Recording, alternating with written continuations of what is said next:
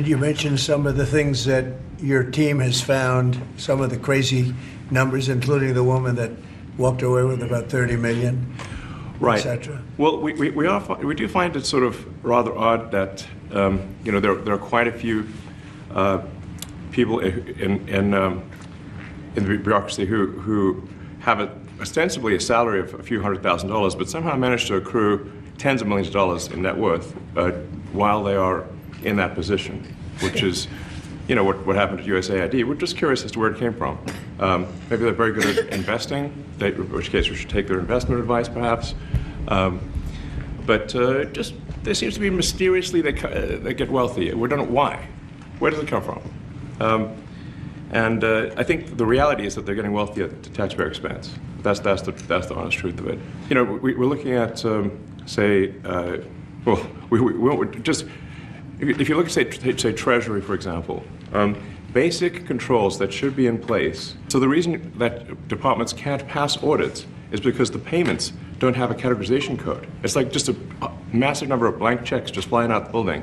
So you can't reconcile blank checks. You've got comment fields that are also blank, so you don't know why the payment was made. And then we've got this truly absurd, a do not pay list, which can take up to a year for an organization to get on a do not pay list.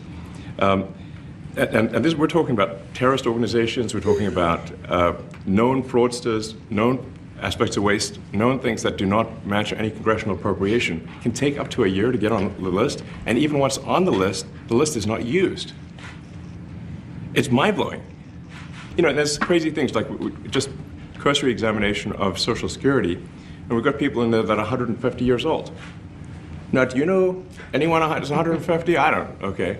They should be on the Guinness Book of World Records. One of the things is like we are trying to sort of right-size the federal bureaucracy, just make sure that this, obviously there need to be a lot of people working for the federal government, but not as many as currently. So we're saying, let's, if people can retire, with full benefits and everything, that would be good. They can retire, get their retirement payments, everything. And then we were told, this is actually, I think, a great anecdote, because we were told the most number of people that could retire possibly in a month is 10,000. Like at a high level, if you say, like, how do we increase prosperity, is we get people to shift from roles that are low to negative productivity to high productivity roles. And so increase the total output of goods and services, which means that there's a higher standard of living available for everyone. That's the actual goal. Detractors, Mr. Musk. I have to what? Including a lot of Democrats. I have detractors? You do, sir. I don't believe it. Say that you're orchestrating a hostile takeover of government and doing it in a non-transparent way. What's your response to that criticism? Well, first of all, you couldn't ask for a stronger mandate from the public. The public voted. We have a majority of the public voting for President Trump. We won the House. We won the Senate. The people voted for major government reform. There should be no doubt about that. That was on the campaign. The president spoke about that at every rally. The people voted for major government reform, and that's what people are going to get. They're going to get what they voted for. And a lot of times, people that don't get what they voted for, but in this presidency, they are going to get what they voted for. And that's what democracy is all about. Mr. Musk, the White House says that you will identify and excuse yourself from any conflicts of interest that you may have. Does that mean that you are in effect policing yourself? What are the checks and balances that are in place to ensure that there is accountability and transparency? Well, we actually are trying to be as transparent as possible. In fact, we post our actions to the DOGE handle on X and to the DOGE website. So all of our actions are maximally transparent. In fact, all of our actions are fully public. So if you see anything, you say, like, wait a second, hey, that seems like maybe that's, there's a conflict there. It's not like people are going to be shy about saying that. They'll say it immediately, Including you yourself. Yes. And if we thought that, we would not let him do that segment or look in that area if we thought there was a lack of transparency or a conflict of interest. And we watch that also. He's a big businessman. He's a successful guy. That's why we want him doing this. We don't want an unsuccessful guy doing this. Senator Rand Paul today said that DOGE cuts will ultimately need a vote in Congress. Do you agree with that? Is that the plan? I really don't know. I know there's we're finding tremendous fraud and tremendous abuse.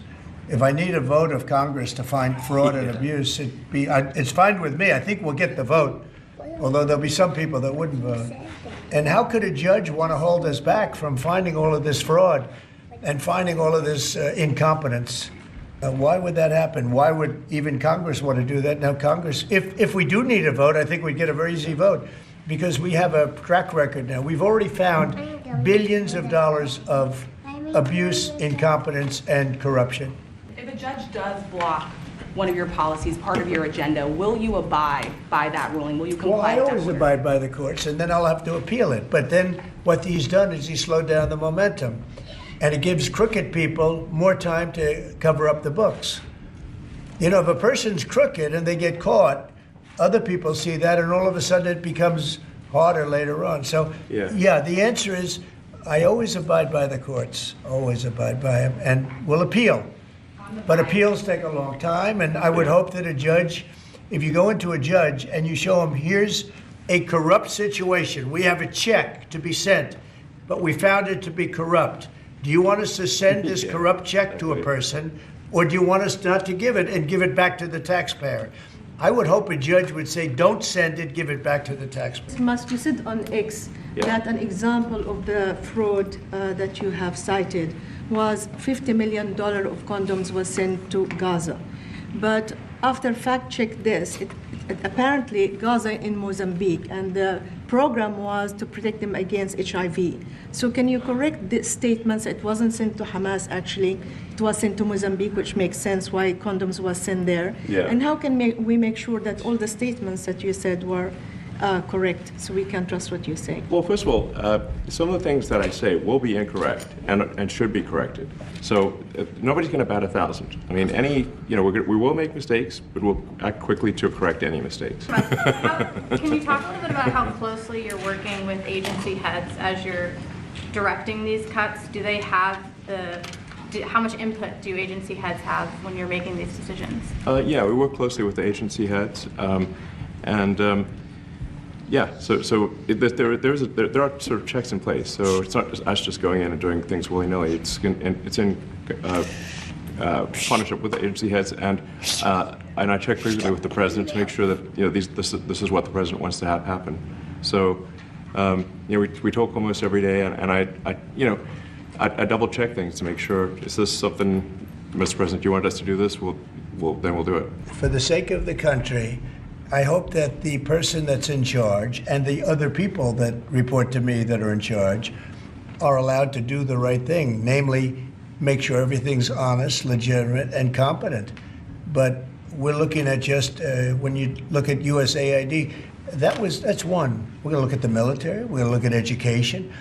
They're much bigger areas. But the USAID is really corrupt. I'll tell you, it's corrupt. It's incompetent, and it's really corrupt.